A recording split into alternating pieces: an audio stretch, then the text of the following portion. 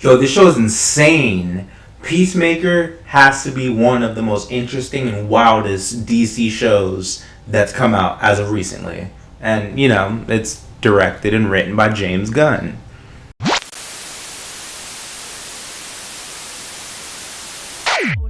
After the bloody chaos that happened in the Suicide Squad, Peacemaker so happens to survive that. I'm as shocked as you guys are. And he has to join a black ops to stop an alien invasion. That's like the same plot of the Suicide Squad. Yeah.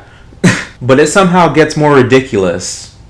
James Gunn likes to, dial it up a notch. What I like about this show is that James Gunn knows what he's doing with this. It's the right amount of chaos, it's the right amount of violence, it's the right amount of humor, and it's definitely the right amount of heart. The soundtrack is amazing. It really is. And it's like, what if they took the Suicide Squad and just made it weirder? And John Cena, his character Peacemaker, ridiculous, charming, and John Cena really knows how to hit the emotional beat. You see the growth in Peacemaker in this show from how he was in the Suicide Squad, how he was so vengeful and just so strategic and just on point of the mission. Once you get to see him in the show Peacemaker, you get to see that he actually grows and wants to be a better person. He sees that everything he's doing is kind of just him blindly following his father's footsteps, trying to be the man that his father actually wanted. But then he has to realize that he has to be the man that he wants to be, and how he perceives peace and how he should fight for it. The opening dance sequence, just the opening title card in general, it's so addicting, so entertaining, so funny. You will not want to skip the intro for this show. Honestly, it's just fun. It really just warms my heart seeing that. And the supporting cast is actually very well as well. I see that James Gunn works better with, groups of characters. That's how his storytelling really fleshes out, so he can expand on each of these characters, and he does very well in that. With Vigilante's unhinged energy, he's chaotic, kind of like DC's Deadpool, but, well, there's not really any buts. The character really does feel like DC's Deadpool. Just a psychopath that just enjoys a nice bloodbath. And how he works well with John Cena's Peacemaker, I enjoy that. And you got Agent Harcourt, who's played by James Gunn's wife. She is intense. Very intense. Very strict. Very on point. Very angry. I want to see more about this character and figure out why she is so angry. She's good at what she does. Kicks ass. The connection with her and the other cast is amazing too. And then you have Economos. His awkward charm. His growth. Well, talking about growth, let's go back to Harcourt for a bit. Her growth of learning how to really be with a team and really talk about her feelings, I like that. Just the progression with everyone, because when you see them from the start, you see that she's just very hard, brutal, more standoffish, and then she starts to learn to grow and adjust and love the team that she's working with. And then spinning the block back to Economos, you see that he's this guy that wasn't really... He hid behind Diebeard. He hid behind that. Did that for his own desire. Just for him to feel, complete. And you start to realize in this show that he's eventually starting to open up more and see that he needs to just, really just accept himself for his weirdness and just be more attentive and not as slow and rude about stuff. And then you got Adebayo. I like the actress. She's cool. I like her character. She comes from being just a timid character because she's the daughter of Amanda Waller. So she's on this team without any previous background to doing this type of stuff. So she goes from her being this awkward, extremely talkative, timid character that hasn't shot a gun before to being a complete badass. They all show that they're badasses in different ways. But she was not really a badass until she started growing with the team and really coming together with them. And then you got Myrn. Myrn was the High Evolutionary in Guardians of the Galaxy 3. Well, the actor was. And him in this show, I like the range with him. I like learning everything about him. he starts to open up as well too, to start enjoying the team, because they're all just working together at first, and then they really start to understand that they should be working together, and they grow as more than just a team. They grow into a family. What didn't work with this show, the pacing dips in the middle of the season, but just slightly, which is understandable because you gotta add in emotional stakes to this. You gotta show more about Peacemaker, more what's making him shift from being his father's son, from wanting the approval of his dad, to becoming his own person.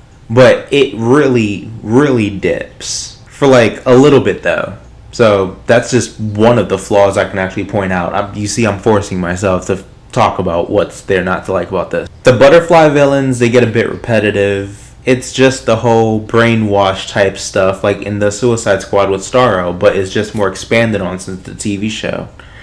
Their motives, just how they are, it's kind of, I'd say, lazy. It seems repetitive because they do have a kaiju in this movie as they had a kaiju in the Suicide Squad. And like I said for the Suicide Squad, if you haven't seen that review, go back and watch that, because I'm going in order all the way up to Peacemaker Season 2 and then so on and so forth.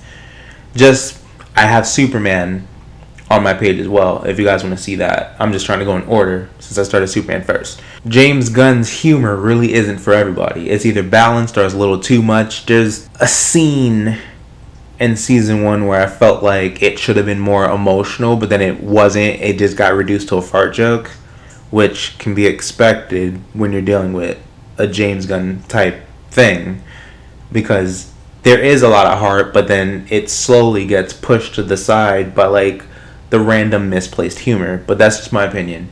You guys comment below and tell me what you guys actually think and what you guys actually like about James Gunn's humor.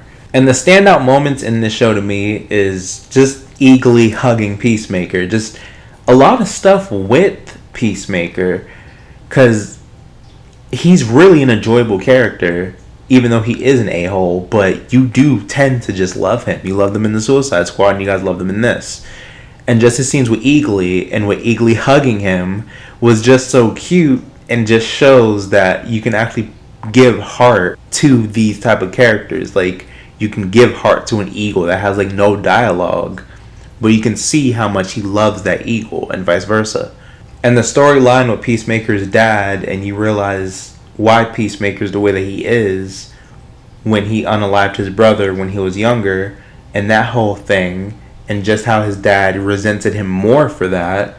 It's gut-wrenching that you see that Peacemaker goes through this, and you understand why Peacemaker is the way that he is. And you can't forget the prison scene with Vigilante. Just him breaking into the prison and him just messing up all those dudes. These moments with him, a lot of moments with Vigilante, was pretty entertaining, but there were some times where he got significantly annoying. And yes, standout moments is the opening credit scene, because, dude, come on, you can't love that. Like, you can't not love this scene.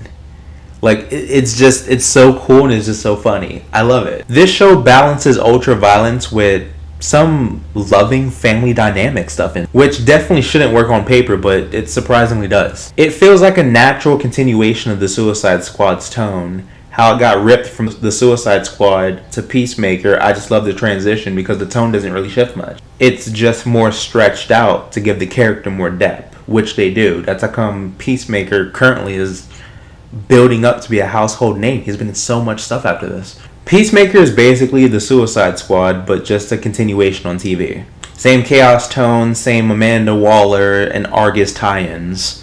And it completely sets the stage for Creature Commando before we get into Peacemaker Season 2. So my rating for this is a must-see mayhem. If you love the Suicide Squad, this is literally just James Gunn unleashed on TV. With heart, gore, and an eagle named Eargly, and it ended up being a very entertaining show that I cherish with my heart so much. It has one of the best openings in a TV show. So what was your favorite moments in Peacemaker Season 1? Are you guys excited for Peacemaker Season 2? Creature Commando review is actually coming up next. And the ending of Peacemaker really does tie into Creature Commandos, because you see how come Amanda Waller has to deal with non-humans for her Task Force X now. So if you like my vibe, comment below, like and subscribe. And I'm James Hancock, signing off.